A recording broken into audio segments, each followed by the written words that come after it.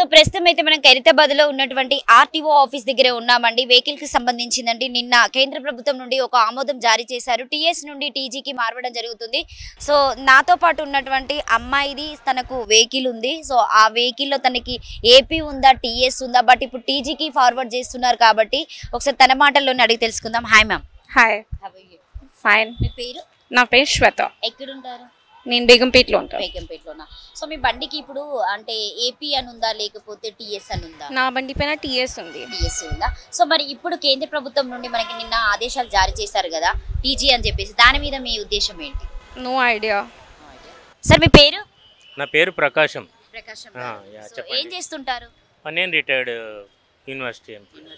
ఎక్కడ ఉంటారు సార్? నారాయణగూడలో ఉంటాను. సో మీ వెహికల్ కి ఏపీ అని ఉంటుందా టీఎస్ అని ఉంటుందా?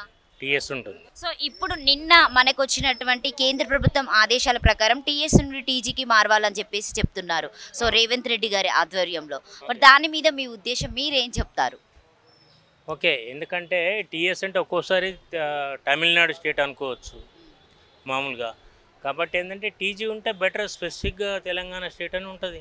మామూలుగా కొత్తగా ఉంది కదా టీజీ అంటే తెలంగాణ ఇది వస్తుంది. తమిళనాడు ఎట్లా పెట్టుకున్నారు టీఎన్ అని? మార్పు చేయడం అనేది మంచిదే అంటారా మీ ఉద్దేశపూర్వకంగా? మార్పు చేయడం అంటే ఏం లేదు, మళ్ళీ అన్ని నంబర్ బోర్డులు మార్చుకోవాలి, మళ్ళీ మొత్తము ఏమంటారు వీళ్ళకు ఆర్టీఐ వాళ్ళకి అప్లై చేసుకోవాలి. అదొక పెద్ద ప్రవాసనం, పెద్ద పని. అది యాక్చువల్గా వాళ్ళు ఆటోమేటిక్గా చేస్తే మంచిదే, కానీ బోర్డులు అయితే రాపించుకోవాలి. బట్ వాళ్ళు ఆటోమేటిక్గా చేయాలి. వచ్చి అప్లై చేసుకో అంటే మొత్తం ఇక్కడంతా వెహికల్స్ వచ్చి నిలబడితే అదొక పెద్ద పని అవుతుంది. అంతకుమించి ఇంకేం లేదు అక్కడ.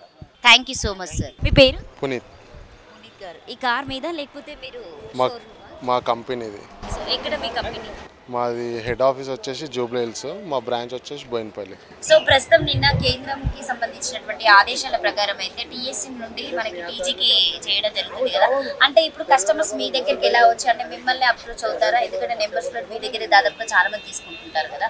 సో దాని మీద మీరు ఏం చెప్తారు? అది గవర్నమెంట్ తీసుకున్న డిసిషన్ కాబట్టి మనం ఏం చేయలేము. మనం ఇప్పుడు వద్దంటే వాళ్ళు ఆపలేరు కదా, దాన్ని వాళ్ళు కంటిన్యూ చేసుకుంటారు. ఆల్రెడీ జియో పాస్ అయింది కదా. అంటే ఇప్పుడు కొంతమంది పాత వాళ్ళు మీ దగ్గర తీసుకున్న వాళ్ళు వచ్చి ఒకవేళ మాకు కంపల్సరీగా టీజీనే కావాలి అని అంటే మళ్ళీ మీరు ఎలా వాళ్ళకి ప్రాసెస్ ఎలా చేస్తారు? అంటే అది గవర్నమెంట్ నుంచి ఇంకేం రాలేదు కాబట్టి మనం ఏం చెప్పలేము. గవర్నమెంట్ నుంచి ఏమైనా ఇన్స్ట్రక్షన్స్ వస్తే దాన్ని బట్టి మనం చేయగలుగుతాం కదా. ఆల్రెడీ రిజిస్ట్రేషన్ అయినాక, వన్స్ రిజిస్ట్రేషన్ అయినాక అది అట్లనే ఉంటుంది కదా. ఇప్పుడు ఏపీ ఉంది ఇంతకుముందు, అది అట్లనే ఉంటుంది ఏపీ అని. వాళ్ళు టీఎస్ చేసుకోలేరు కదా. అంటే ప్రస్తుతానికి ఇప్పుడు ఏపీ ఉంటుంది, టీఎస్ ఉంటుంది, టీజీ ఉంటుందా? మూడు ఉంటుందా తెలంగాణలోనే? ఉంటాయి. గవర్నమెంట్ ఇది అప్పుడు టీఎస్ అని మార్చిండ్రు ఏపీ నుండి, ఇప్పుడు టీజీ మార్చిండ్రు. ఏదైనా మనం ఫాలో కావాలి కానీ దానికి ఎగనెస్ట్ ఏం చేస్తాం. అంటే మార్పిడి చెందడం వల్ల మీకు ఎలాంటి ప్రాబ్లమ్స్ అయితే ఉండే అనుకుంటున్నారా? ఏముండకపోవచ్చు.